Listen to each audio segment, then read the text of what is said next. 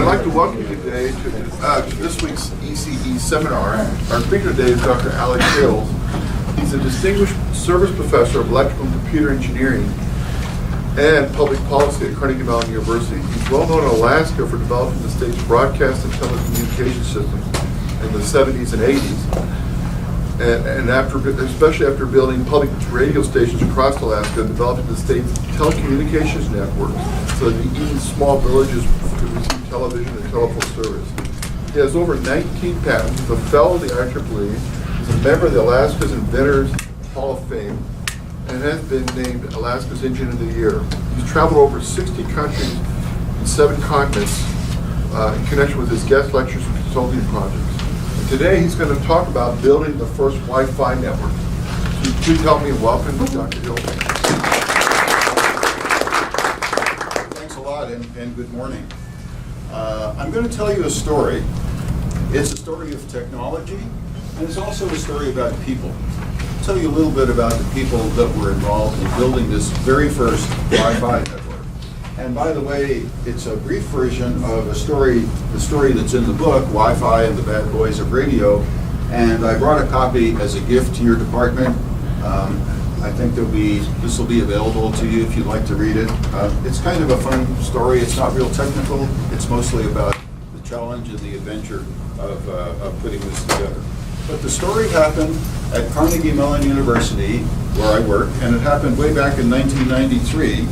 Back then we had a big goal, a very big goal. And the goal was to find a way to provide access to people and information anytime, anywhere. Now that probably doesn't sound like a big deal to you because that's what you have. But we didn't have it back then. In fact, our vision, and this seemed like a really dramatic vision, it's kind of like an Elon Musk vision, you know. It sounded impossible then. It sounded like something that we really might not be able to do. But the vision was to have people carrying around small devices, always connected to the internet. We had seen Star Wars, where Captain Kirk has had his communicator on his vest, and that was definitely science fiction stuff to us, you know. So this was really looked like a pretty big challenge back in 1993. Here's why it looked like such a big challenge. The state of the art of computers in 1993. Now your professors will mostly remember this, but this will sound kind of like ancient history to you. First of all, we had mainframe computers, big computers, racks of equipment. These mainframe computers, these went all the way back to the 1940s. How many of you have actually seen a mainframe computer? The people in the front row, I think, have seen such a thing. You might be able to see one in a museum. There's a computer museum in Seattle that was put together by Paul Allen, and they actually have a mainframe computer in there. So it's really quite a sight. A huge room, way bigger than this room, and lots of special air conditioning and things like that. Then, along about the 70s, so-called mini computers came along. They took up a much smaller space, but they were not as powerful. In the 80s, the public started to see what we called personal computers. I can remember my first IBM PC, IBM personal computer. Think of a desktop computer nowadays, maybe a tower under your desk, something like that. That was, and in terms of portability, somebody had managed to get one of these into a suitcase, and I wouldn't call it portable, I'd call it luggable, you know, but you could actually move it around. And then in the early to mid 90s, we started to see laptop computers. They were pretty big, you know, but we started to see them, and so that was the best anybody could do in terms of portability. While I'm on this slide, I just wanted to mention our Andrew system at Carnegie Mellon. That one started in 1981, and it was kind of a radical idea too. This is on a slightly different track than the wireless, but it was kind of a radical idea. It was a replacement for those big mainframe computers. Now, on a mainframe computer, if you were connected by a terminal or a smaller computer, all the files, all the resources were on the mainframe, and everyone that was using the mainframe was sharing those files. The idea of Andrew was a distributed file system, where we had computers that were located in different parts of the campus. The resources, the files, were on those machines that we would now call servers, and they were all interconnected by a high-speed network. That was a brand new idea in 1981, but that was the beginning of what we later started to call client-server computing. Anyway, that's the state of the art of computers, hardware in 1993. Now the other technology piece of the puzzle here would be wireless. So let me tell you about wireless in 1993, and you'll see why this was really such a big challenge. Well, we had cellular voice. The whole idea of cellular telephones was developed by Bell Telephone Labs in the early 60s, but it didn't really, wasn't really delivered to the public until the 80s, I'd say the early 80s. And by the 90s, we were still working with some of that original technology in terms of the original wireless voice technology, which I here have labeled as 1G. We didn't call it 1G, but it was the first generation. Was called AMPS, stands for Advanced Mobile Phone Service.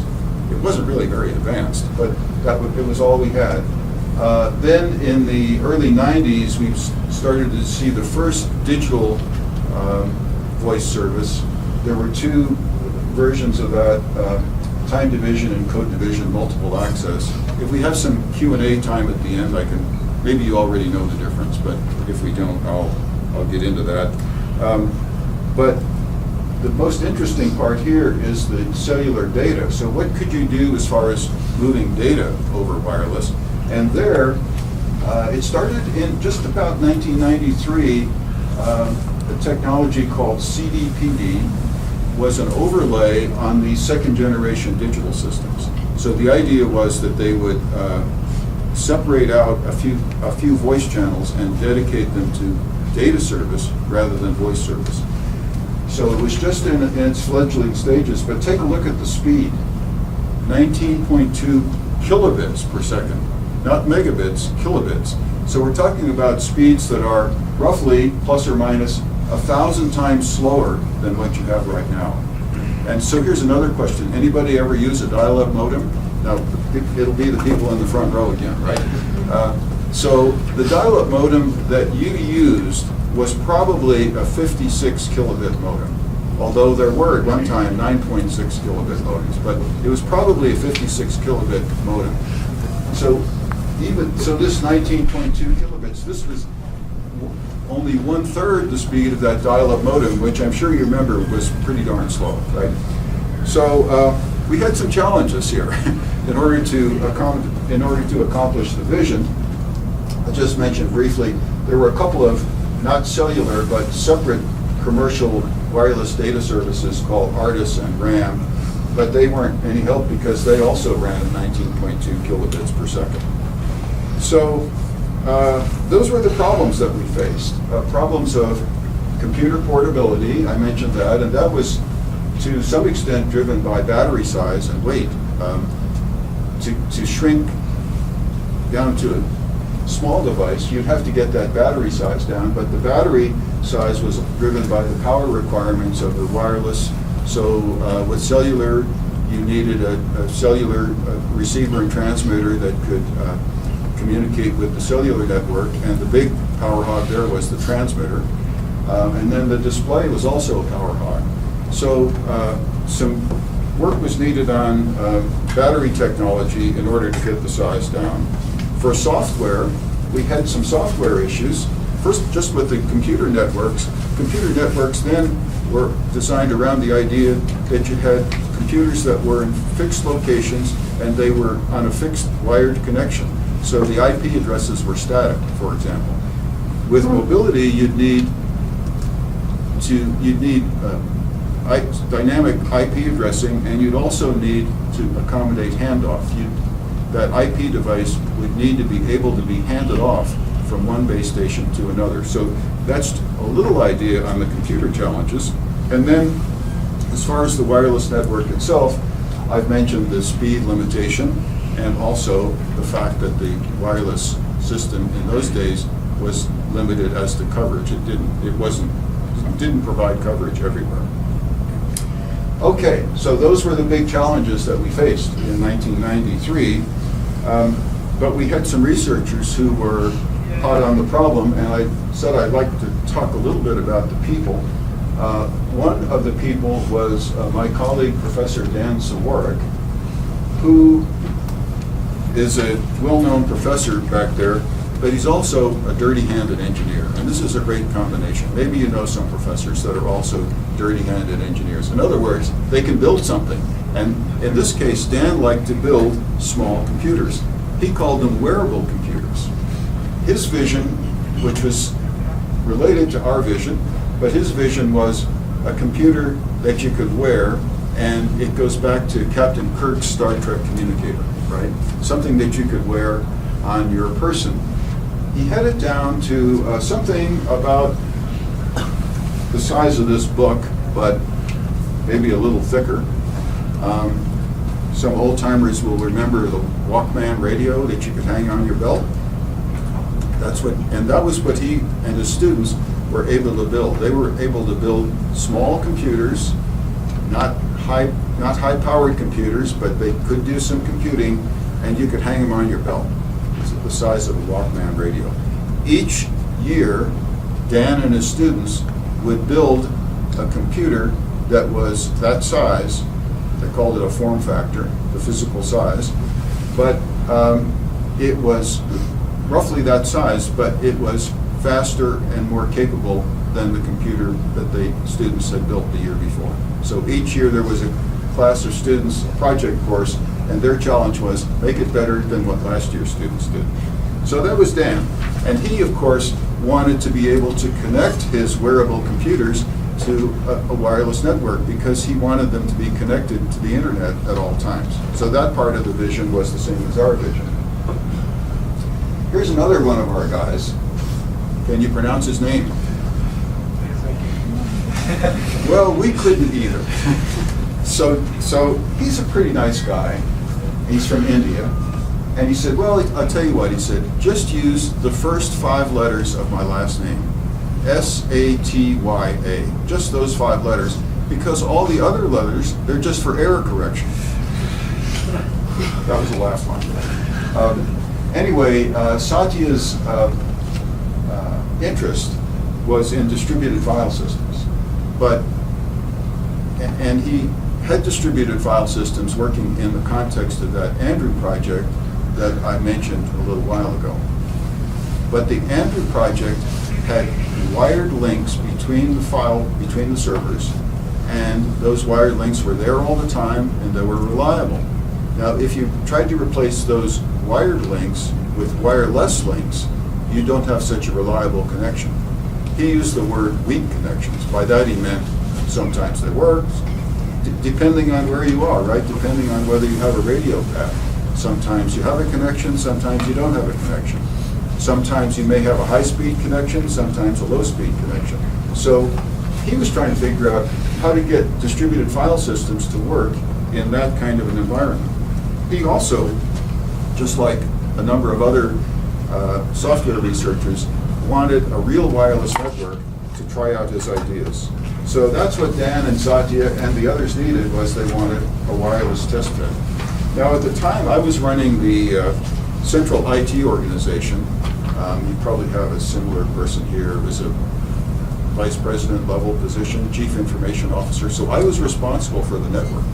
And by the way, that's a pretty tough job at Carnegie Mellon. People expect perfection all the time.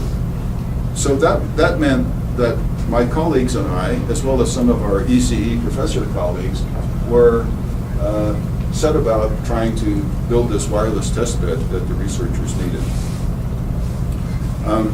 We looked around, we scanned the horizon in terms of what equipment was available, and the closest things we could find was something called wireless local area network equipment, wireless LAN. So of course, Ethernet existed in those days. So a LAN in those days, a local area network, was a wired setup, and the predominant standard was Ethernet, IEEE 8023. There was also another one called Token Ring, 8025, but 8023 dominated. And so we had wired LANs for sure. What was the idea of a wireless LAN, the equipment that existed at that time? The idea was that the building wiring isn't always up to the job, at least it wasn't back then. There were a lot of old buildings, and when they were wired for voice service, but not, people just didn't have data service in mind a lot of times when those buildings were wired. So you had situations where the building wiring was inadequate. The way this equipment fit in is, if you could imagine a computer lab with a series of desks or tables and desktop computers, tower computers, whatever. But they couldn't be interconnected because the wiring wasn't up to the job. So the idea of the wireless local area network in those days was, it was just wire replacement. It was just a way to interconnect these computers by radio.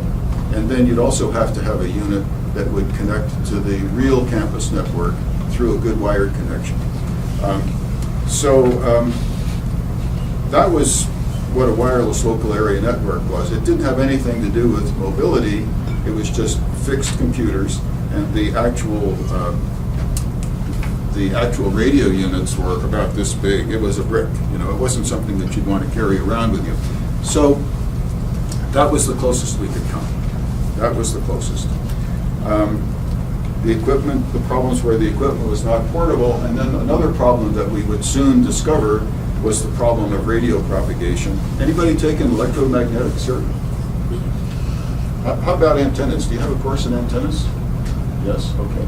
So some of these challenges that I'm going to talk about will be pretty familiar to you. But anyway, that's what we were up against. But we soon found a partner. And this is a good thing. I think you do it here at Boise State. You have corporate partners. You work with companies, and maybe they provide you some support, and you collaborate. In this case, our partner was AT&T. Now, you probably know AT&T as a cellular company, as a telephone company, but there was also a part of AT&T that sort of originated from the original Bell Labs, and they were doing wireless. They were actually located in Holland, in the Netherlands. So I made quite a few trips back and forth across the Atlantic as part of this project. Anyway, and then AT&T later spun off this work into a spin-off company that was called Lucent. But anyway, they had a WaveLAN. They had a wireless LAN product, and they called their product WaveLAN. That was their product name. It was one of the ones that I was just describing, except they had a goal to move toward mobility. So they saw, just like we saw, that this idea of mobility, mobile wireless connections would be important. They were operating in the 900 megahertz unlicensed band it was called ISM, Industrial, Scientific, and Manufacturing, I think. And they were using for their radio link, they were using something called direct sequence spread spectrum. Are you studying any spread spectrum in any of your courses? Anybody? No? Okay. Well, we might come back to that too if we have some time at the end. But spread spectrum was being used in these unlicensed low power systems because, well, first of all, the unlicensed spectrum requires that you use low power. And to establish a reasonably reliable communication link under those conditions, you have to deal with issues of noise and interference, and direct sequence or spread spectrum was considered a way to overcome noise and interference.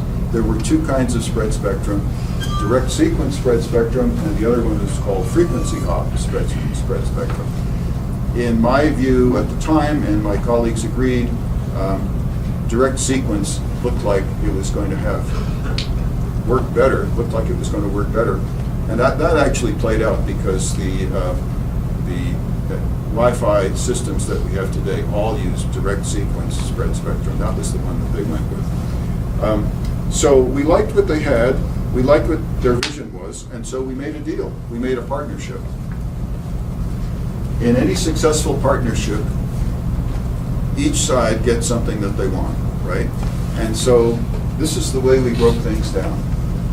AT&T's job was to, first of all, move their product toward mobility. Already talked about that one. Also see if they could increase the speed, because we had speed problems.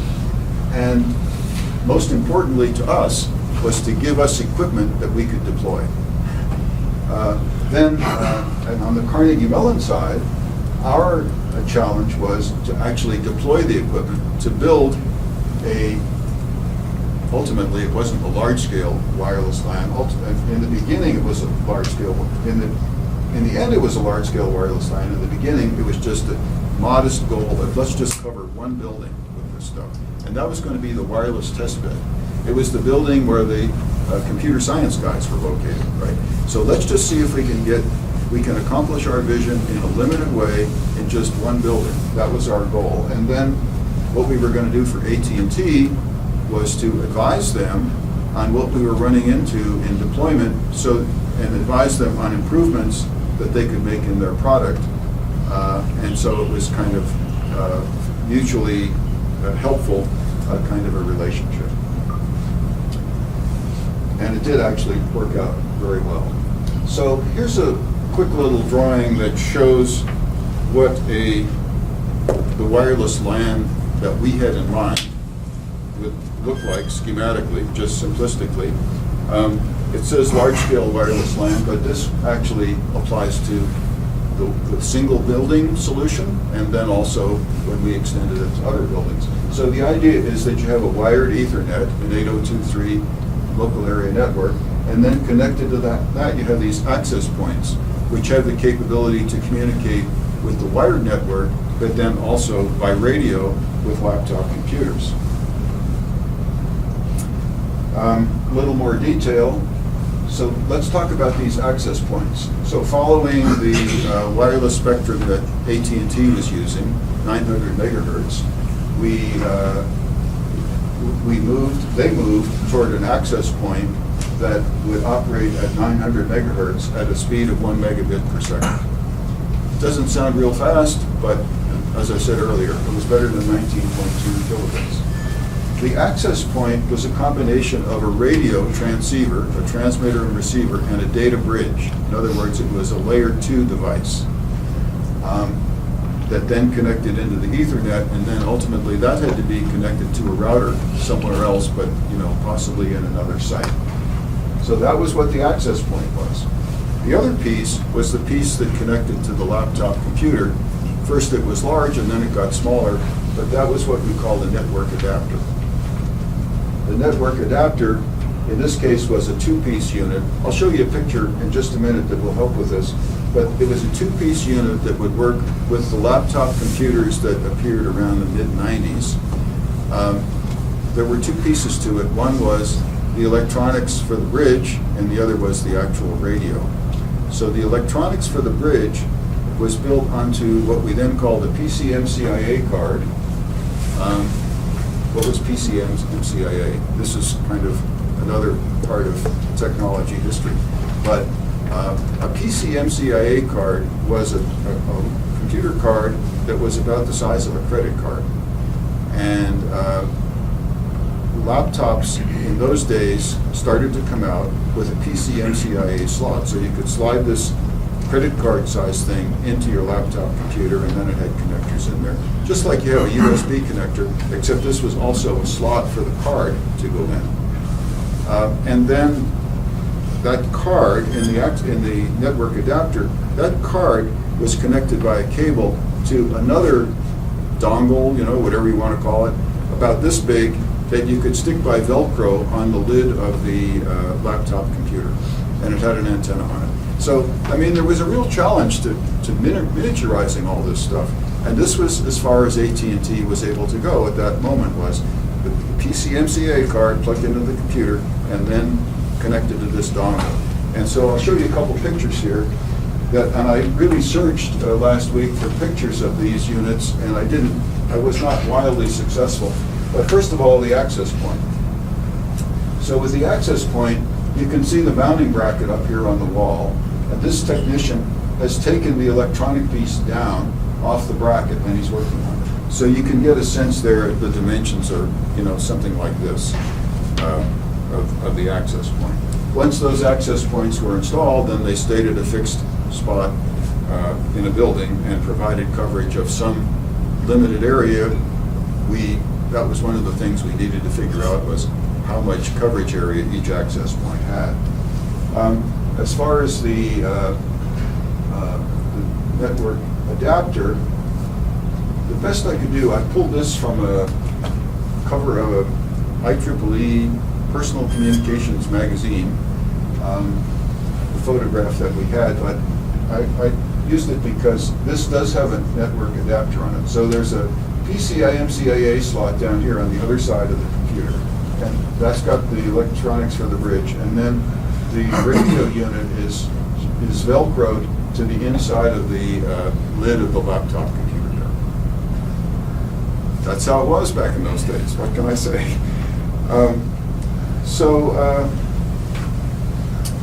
What happened? I'll tell you what happened through the next few years. As I said, in 1993, we started work on the wireless test bed. In '94, the next year, we signed the cooperation agreement with AT&T. In 1995, toward the end of '95, we finally, after great difficulty, which I'll describe in a few minutes, we were able to get the thing working in one building. That was the computer science building that I talked about. But then, by then, we kind of had the hang of it. So it took us about another year, and we were feeling good. So we deployed into 6 more buildings. So then, at the end of '96, we had 7 buildings working, which seemed kind of miraculous compared to what we were thinking in '93. But there are a lot of buildings at Carnegie Mellon, just like you have here, dozens. So that was just 7 buildings. But what happened in '97 was had a big impact on our work, because that was the year that the very first 802.11 standard was adopted. Now you have lots of different versions and flavors of 802.11, but in the beginning it was just one standard. And so with the adoption of that standard, that really changed the landscape for us and for a lot of people, because up to that point, we were just working with proprietary technology. There were other companies starting to come into the space. Each company had their own idea.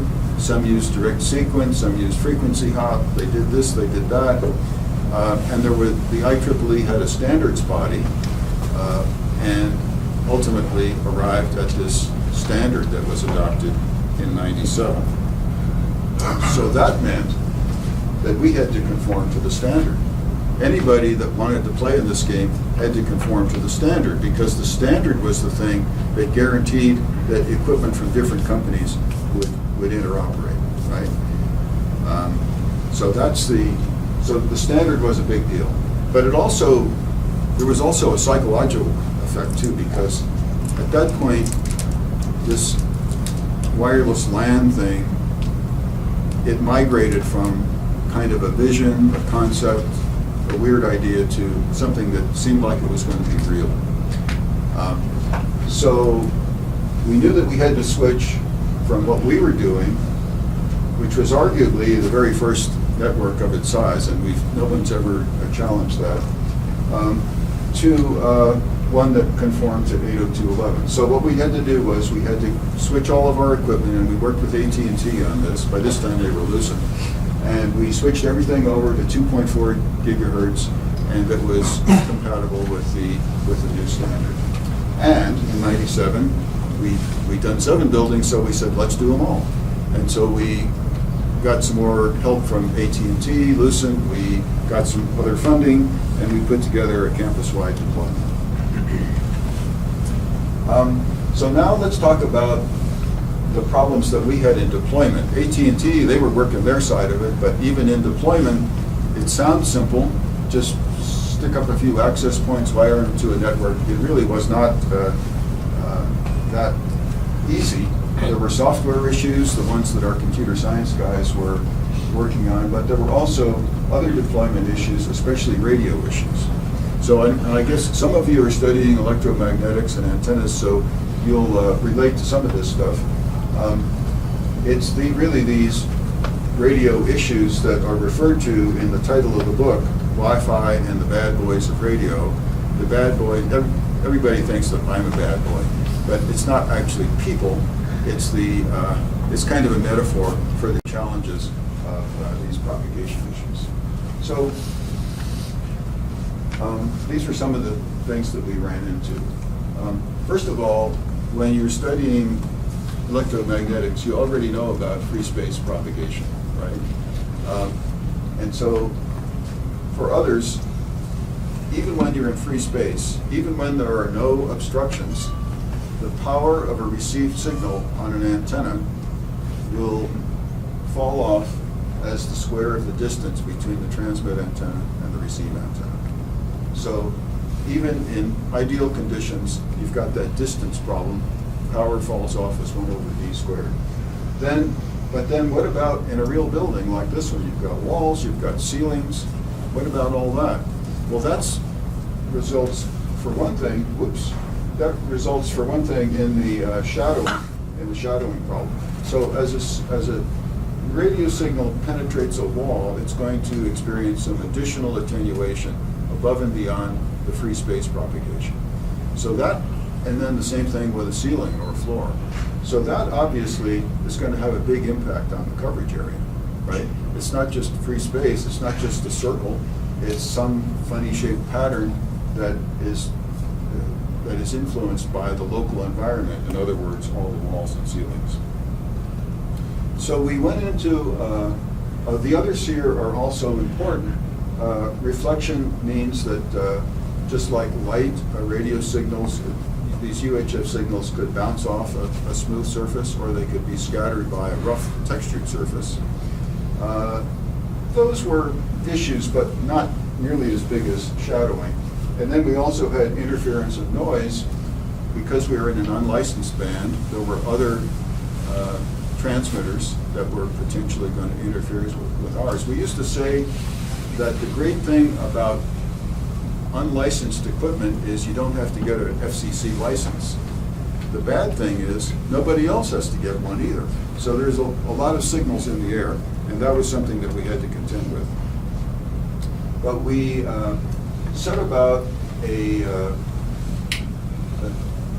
design method. You could call it a design for figuring out where you're going to place your access points and where the coverages are going to be.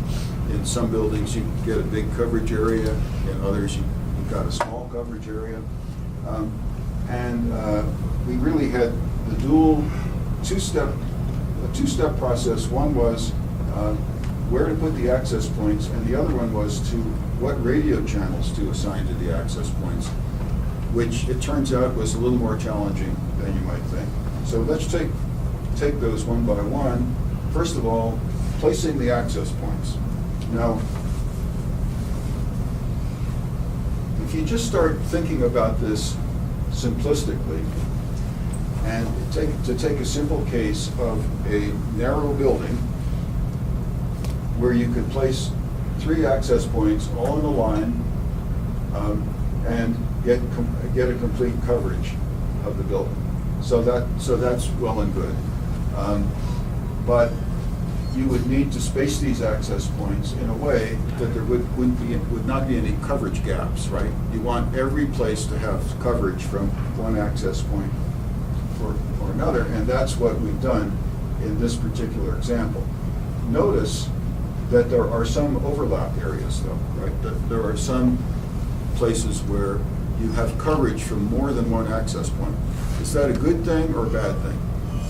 Well, you might think it's not bad, because what the heck, if you can't talk to one, you can talk to the other. It turns out that it's not quite that simple, that these coverage overlaps actually could cause a problem that I'll come back to in a minute. But anyway, there you have a setup for one single-story narrow building. Then if you had a single-story building that was wide, then you could just converted to a two-dimensional array. No big deal, same idea. But then when you get into a multi-story building, things get a little more interesting because signals penetrate through ceilings and floors. So if you're on the first floor of the building with your access point, you're going to get coverage of that first floor, but you're also going to get some coverage on the second floor and maybe in the basement.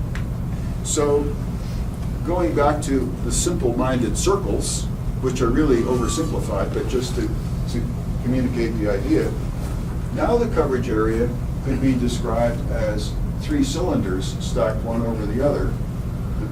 The larger cylinder represents the coverage area on the floor where the access point is located, and the smaller one above is the floor above, and the smaller one below is the floor below. Generally speaking, practically speaking, we did not get coverage usually in floors beyond those. It was just usually the floor above and the floor below, because there was enough attenuation through the ceilings and floors that the signal would really drop off, say, on the third floor, something like that. So now, as you'll see in a minute, we really needed to minimize those overlap areas. There were a couple of reasons why you might want to minimize them. One would be cost. If you minimize the number of access points, then you would minimize cost. That was what we thought in the beginning, but it turned out these coverage overlaps were also going to cause other problems. Am I building suspense here? Are going to cause other problems. And so we really wanted to minimize the overlap. And we did that on the multi-floor installations by kind of interlocking these coverage areas. If you could imagine, if you're on the second floor, access point is on the first floor. It's got coverage on the second floor, but then on the second floor you need to put an access point that will supplement or complement that coverage area from that first. So we ended up staggering them, if you can imagine this, like first floor and second floor, put an access point here on the first floor, one up here on the second floor, one down here on the first floor, one up here on the second floor. That's the idea of these cylindrical shapes. And now I've got a drawing here that might be a little hard to follow, but this represents, say, the first floor of a building. The solid lines represent the coverage area of this access point, which is located on the first floor. Okay. Now there's also an access point which is located on the second floor, and it has a solid line coverage area. This is the coverage on the first floor, right? So you see how it kind of dovetails with the first one. And then the next access point is back on the first floor. That has a solid line coverage area on the first floor, which dovetails with the one that was on the second floor. So that was the idea that we used in placing these access points in multi-story buildings. And this is the same idea, just extended in another dimension. But it's the same idea that I just described. It's just on a wider building. Okay. Now I'll resolve the suspense. This is what the channel assignment problem comes in. Once we have all these access points positioned, doing the best that we can on coverage areas, but by minimizing the overlaps between the coverage areas, now we need to assign channels. Each access point will operate on a channel. And I'll just show you real quickly the channel layout for 802.11. And interestingly, this is still the same for 2.4 gigahertz. What is it? This is now more than 20 years later. On 802.11, 2.4 gigahertz, it doesn't matter whether it's A, B, G, N, AC, you name it. It's still the same channel locator. It's channel layout. These are the channels that are defined by the standard. And in this country, in the United States, we're only allowed to use channels 1 through 11. That's by FCC, because FCC only has a certain amount of spectrum that's allocated for this. And the colors, if you look real closely here, the colors would tell you which channels are available in other nations outside of North America. But anyway, and notice that these channels, there's not just a single frequency, it's a lot of frequencies. Why? Because it's spread spectrum. So these channels are 20 megahertz wide. So or 25 megahertz wide. Okay, so you'd like to assign your access points to channels that do not overlap with respect to spectrum, and also that do not physically overlap. So you can see with 802.11 in the United States that channels 1, 6, and 11 do not have any spectral overlap, or at least not a minimal spectral overlap. Something like this gives the impression that there's a sharp cutoff at the edges, but it's actually more of a roll-off. But there's no significant overlap between 1, 6, and 11. So, at least especially in the early days, you would find people using 1, 6, and 11 because you knew that those access points would not interact with each other. But let's go back now to what's the main problem. The problem with channel assignment is you need to avoid co-channel coverage overlap. So before I was just talking about coverage overlap between access points. Let me just back up a little bit here. Go back to this one.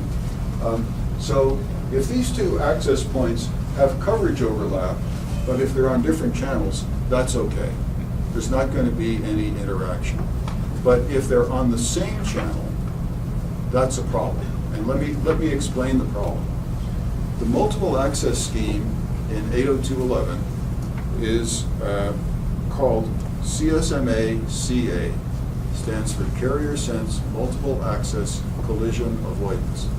Now, there's a lot of detail to this, but the general idea is you don't want to have two stations transmitting at the same time because they're going to interfere with each other. And if you've studied Ethernet, you're somewhat familiar with this idea from Ethernet, but that's the whole idea, is to avoid transmissions on the same channel at the same time. In a really rough way, it's kind of like truckers on CB radio. Anybody ever use CB radio? Again, probably the front row would probably. If you're on CB radio, there's something called radio etiquette, which is you listen before talk. You just don't start transmitting. You listen first and see if there's anybody transmitting on the channel. Because if they're transmitting and you're transmitting at the same time, then probably nobody's going to hear anybody. So in the 802.11 standard, it's listen before talk, and then wait till the channel's clear, and then only transmit after the channel's clear. Okay, so that's the way 802.11 works. So let's assume now that these first two access points are on the same channel, and therefore this overlap area is co-channel overlap. In other words, they're not only overlapped, but they're also on the same channel. And now let's assume that there's a mobile station that's in that overlap area. That means he can be heard by both of these access points. So, and maybe he's associated with, maybe he's connected to access point number 1, but access point number 2 can hear him. So what does access point number 2 do? Nothing.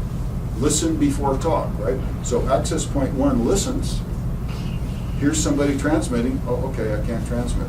And then there's some detail to this. There's something called a back-off algorithm where you have to wait so long before you try again and stuff like that. But that's why co-channel overlap is such a big problem, is because if you have these overlap areas and if they're on the same channel, then it's going to really slow down the network. And we saw this in our own network. Now this problem, the theme of this presentation is the challenges that we faced back in the day, back 20 years ago. A lot of this has now been resolved because 802.11 and its extensions is also available at 5 gigahertz, and there are really quite a number of channels at 5 gigahertz. So there are a lot more channels possible now, and those have caused some of these problems to go away. But these are the issues that we faced back then. So we jump ahead here. This may provide a challenge when you put the slides in. But anyway, we developed a detailed design procedure, deployment procedure to figure out where to position the access points out in the buildings. It involved lots of signal strength measurements. Our objective, though, was to provide complete coverage, minimize the number of access points, both for cost, but also for the last point here, which is minimize co-channel coverage overlap. If you minimize the coverage overlap in the first place, then you have a better chance of minimizing the co-channel coverage overlap when you get to assigning those channels. So, we brainstormed up a procedure. We had our little brain trust, which consisted of professors and people like that, and then we had the technicians that had to actually go out and do it. This gets back to the dirty-handed piece. Every week we'd have a meeting in a conference room, and we would try to come up with what's going to be the best procedure, what's the step-by-step in terms of how to lay this out. And then our technicians went out, and they're two really great people. Mark, I already showed you his picture, and Lisa, and they went out and they tried that procedure. And then they come back the next week and they say, well, that didn't work very well, here's what happened. And then we regroup, come up with another one. So these two technicians, I talk about them in the book a lot because they were kind of the heroes of this whole story. They just did yeoman's work out there week after week. Ultimately, in that first year that I described, it took us about a year to get this going. And they were just really patient, and they both still work there. They're really great people. I'm going to finish up with this one, and then we can do the Q&A. By 1996, we had the technology problems that were mostly solved. We were kind of feeling good. We had the test bed going, and our computer science guys and the other researchers, they were happy. But we weren't sure about the capacity of this thing.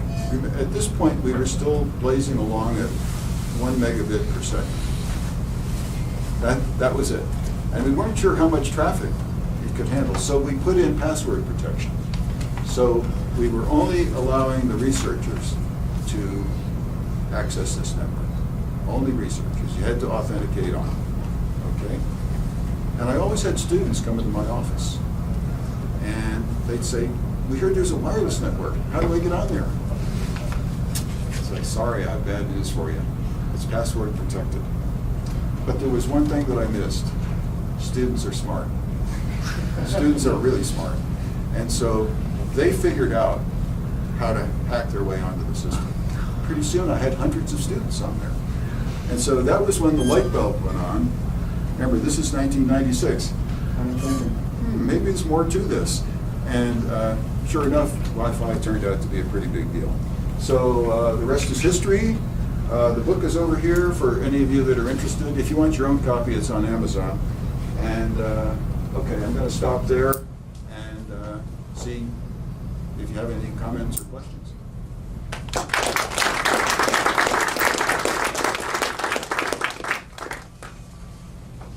Yes, ma'am. So on slide 34, where you were showing the different spectrums, Japan has only one. I wonder what kind of topology they use. Tell me again, the question is, what kind of Topology topology? they use, because USA had 3 spectrums which were not overlapping. Right. So you can assign different spectrums to your. Right. So the closer to each other. the access points are all connected back into the Ethernet network, right? So that's the topology. Is that what you? So we were just concerned about these coverage areas, right? But each access point has a coverage area, and then it's connected to the wired network. Like in that slide where I showed the access points that were connected to the wired network. So isn't each coverage area using different spectrum? Using, hopefully, a different channel. In those days, we had 3 channels available. Yeah. Each access point used 1 channel, right? If we could avoid having 2 of them nearby that were on the same channel, then that was what we tried to do. Whereas Japan only had 1 channel, so I was wondering. If we only had 1 channel? Yeah, like Japan. If you go to slide Oh, 34, yeah, Japan, it just right, had yeah. 1 channel. So I was wondering Okay. if their internet Should is I bring probably that? not slow. How about if I bring that slide back so everyone understands your question? So you really looked at the colors, right? What she's saying is that the color here indicates that in Japan, there's only 1 channel available. That's like, Yeah, so they could not avoid co-channel overlap like we did, but then the good news for them was that later on, the 802.11a, N, and AC, those went up to 5 gigahertz, and so now at 5 gigahertz there are more channels available. But you're right, back then they didn't have any way out like we did. Any others? Yes. Being a founder, how do you feel? Do you have any opinions about the upcoming 5G network? That's a cellular network, right? 5G. Well, all I can say is we knew it back then, and it's still true. People just want to go faster and faster. So it seemed that there's always an insatiable hunger for speed. People just keep coming up with more applications, more speed. As a consumer, I love it. What do you think? Fine. Faster is always better. Faster's good. Yeah. What are your thoughts on net neutrality not going away? Net neutrality. Maybe we better say what it is. Should I explain net neutrality?